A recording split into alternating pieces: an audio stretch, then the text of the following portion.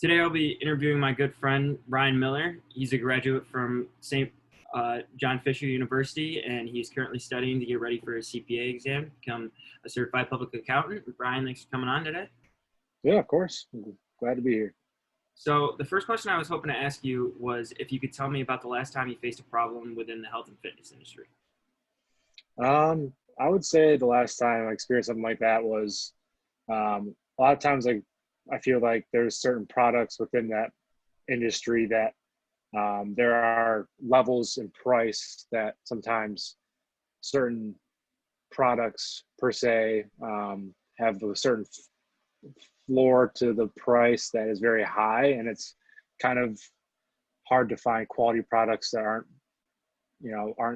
like kind of cost efficient, I guess. But Absolutely, that makes a lot of sense. That's a and great point. yeah, and I want to try to find stuff that's quality but doesn't cost a lot of money, and that's sometimes very hard.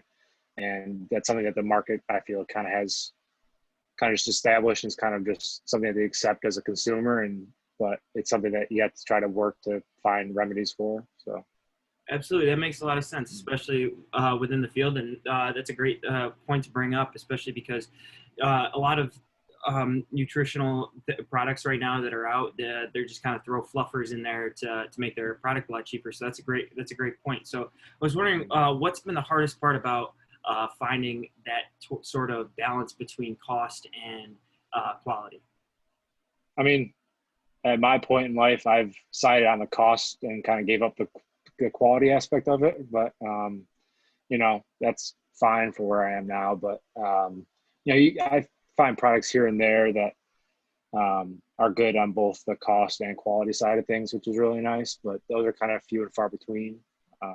But as hopefully as that market segment grows, there's more companies that kind of fill in that role of good on the cost and quality side, which I bet there will be. But at the time, I'm kind of giving up the quality, as I was saying, and kind of siding on the cost side, which is fine. But it is what it is.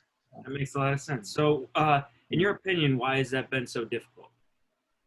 Um, I mean, in terms of giving up the quality, I mean, sure, it's difficult, but I mean, I think I'll talk about more of like the market aspect of it.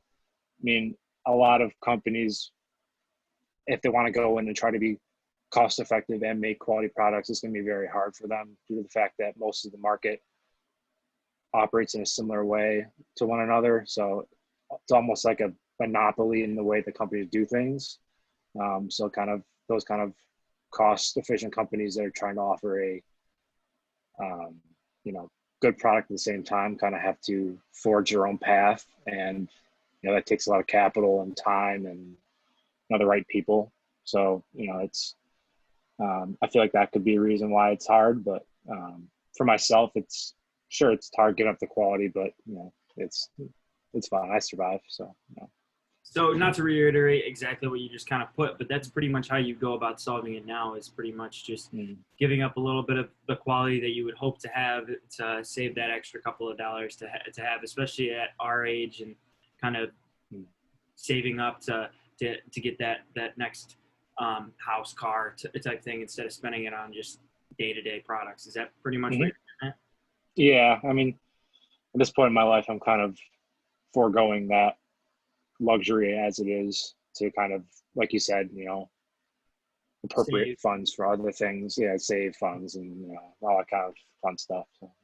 So, what would you say has been? Why would you say that has been so difficult lately? Is it because of different reasons of you feel like you're not gaining as much, or is it because there's the products that kind of could have some harmful things that you don't really know about, or what would you say in your opinion is why you don't really like the solution that you came to right Um, I mean, there's a couple things. I mean, like you noted, the health side of things, the health risks associated with products. But first, like sometimes you can't really justify the cost for what the product does for you.